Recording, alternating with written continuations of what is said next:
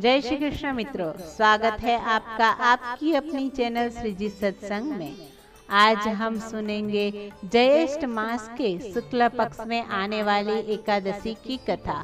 तो आइए सुनते हैं निर्जला एकादशी की कथा। युधिष्ठिर ने कहा कि हे जनार्दन, ज्येष्ठ मास के शुक्ल पक्ष में जो एकादशी पड़ती है, कृपया उसका वर्णन कीजिए। भगवान श्री कृष्ण बोले कि राजन, इसका वर्णन परम धर्मात्मा सत्यवती नंदन व्यास जी करेंगे, क्योंकि ये संपूर्ण शास्त्रों के तत्वज्ञ और वेद वेदांगों के पारंगत है।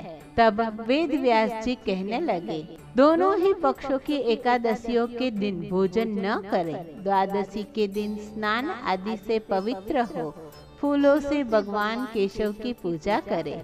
फिर नित्य कर्म समाप्त होने के पश्चात पहले ब्राह्मणों को भोजन देकर अंत में स्वयं भोजन करें। राजन, जनना शौच और मरना शौच में भी एकादशी को भोजन नहीं करना चाहिए। यह सुनकर भीमसेन बोल पड़े कि हे परम बुद्धिमान पितामह, मेरी उत्तम बात सुनिए। राजा युधिष्ठिर, माता कुंती, द्रौपदी, अर्जुन, नकुल और सहदेव ये एकादशी को कभी भोजन नहीं करते तथा मुझे भी हमेशा यही कहते हैं, भीमसेन तुम भी एकादशी को न खाया करो।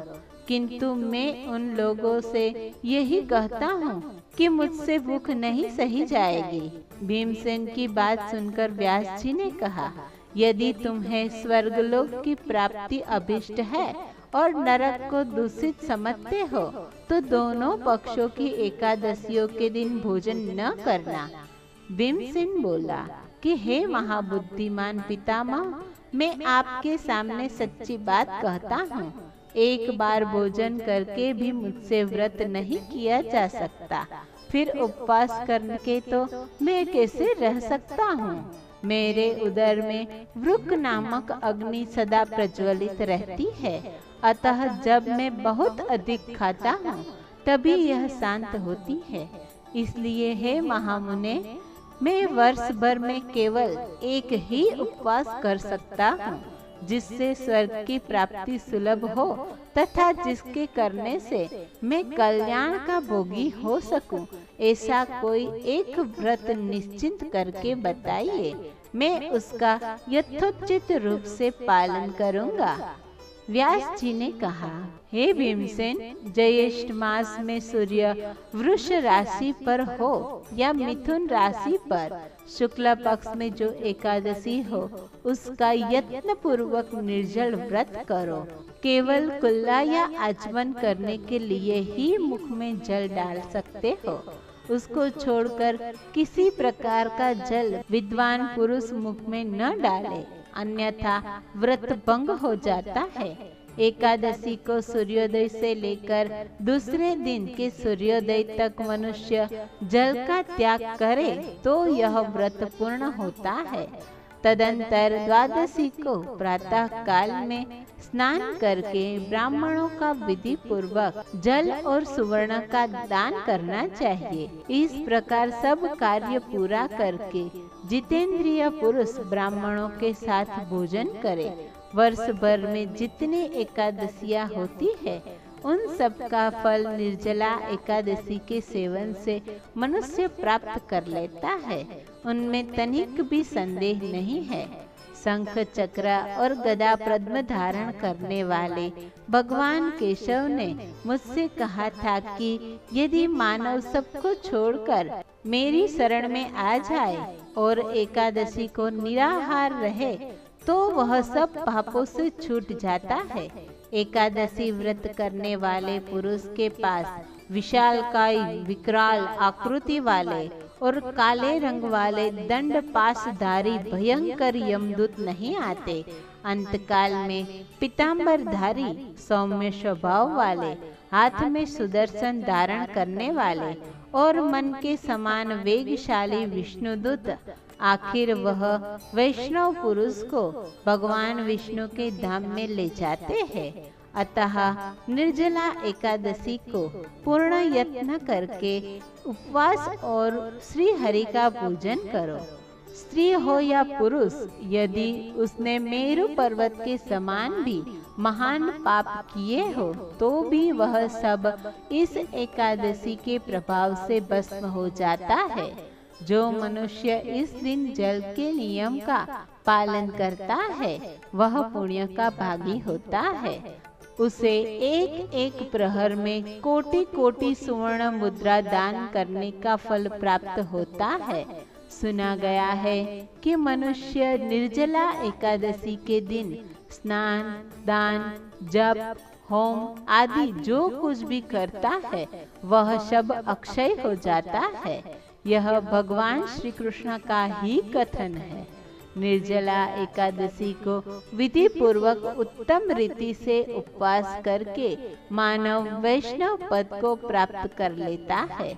जो मनुष्य एकादशी के दिन अन्न खाता है वह पाप का भोजन करता है। इस लोक में वह चांडाल के समान है और मरने पर दुर्गति को प्राप्त करता है। जो ज्येष्ठ मास के शुक्ल पक्ष में एकादशी को उपवास करके दान करेगा वे परम पद को प्राप्त होंगे। जिन्होंने एकादशी को उपवास किया है वे ब्रह्म हत्यारे, शराबी, चोर तथा गुरुद्रोही होने पर भी सब पातकों से मुक्त हो जाते हैं।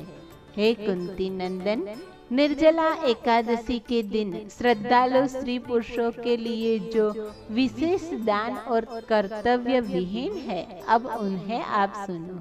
इस दिन जल में शयन करने वाले भगवान विष्णु का पूजन और जलमयी धेनु का दान करना चाहिए, अथवा प्रत्यक्ष धेनु या द्रुतमयी धेनु का दान उचित होता है। पर्याप्त दक्षिणा और भांति भांति के मिष्टानों द्वारा यत्न पूर्वक ब्राह्मणों को संतुष्ट करना चाहिए। ऐसा करने से ब्राह्मण अवश्य संतुष्ट होते हैं और उनके संतुष्ट होने पर श्री हरि मोक्ष प्रदान करते हैं।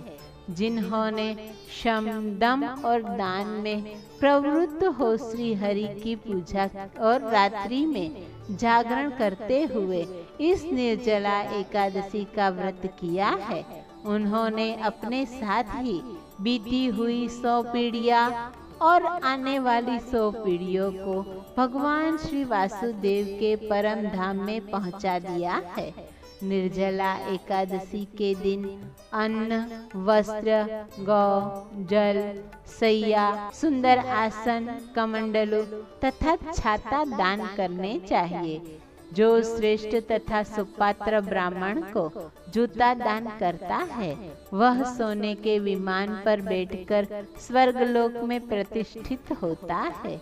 जो इस एकादशी की महिमा को भक्ति पूर्वक सुनता है अथवा वर्णन करता है वह स्वर्गलोक में जाता है। चतुर्दशी युक्त अमावस्या को सूर्य ग्रहण के समय श्राद्ध करने से मनुष्य जिस फल को प्राप्त करता है वही फल इस कथा के श्रवण से भी प्राप्त होता है।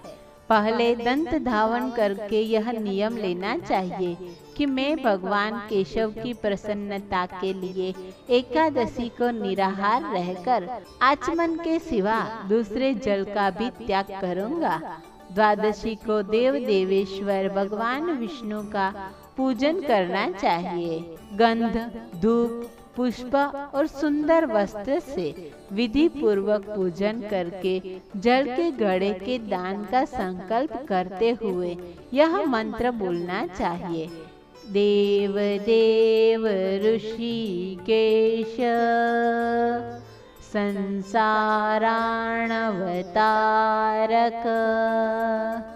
उदकुंभ प्रदानेन नयमं परमं गतिम्।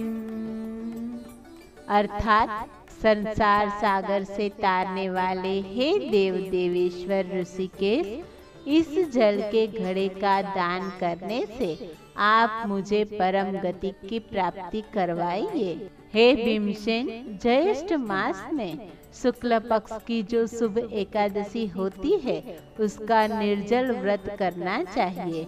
इस दिन श्रेष्ठ ब्राह्मणों को शक्कर के साथ जल के घड़े का दान करना चाहिए। ऐसा करने से मनुष्य भगवान विष्णु के समीप पहुंचकर आनंद का अनुभव करता है। तत्पश्चात द्वादशी को ब्राह्मण भोजन कराने के बाद स्वयं भोजन करना चाहिए। जो इस प्रकार पूर्ण रूप से पापनाशिनी एकादशी का व्रत करता है वह सब पापों से मुक्त हो अनामय पद को प्राप्त होता है। यह सुनकर भीमसेन ने भी इस शुभ एकादशी का व्रत आरंभ कर दिया। तब से यह एकादशी पांडव द्वादशी के नाम से भी विख्यात हो गई है। इति श्री स्कंद पुराणे ज्येष्ठ मास शुक्ल पक्षे निर्जला एकादशी व्रत कथा संपूर्णम। जय श्री कृष्ण मित्रों, हमारी इस चैनल को लाइक, शेयर और सब्सक्राइब करना ना भूलिएगा। जय श्री कृष्ण।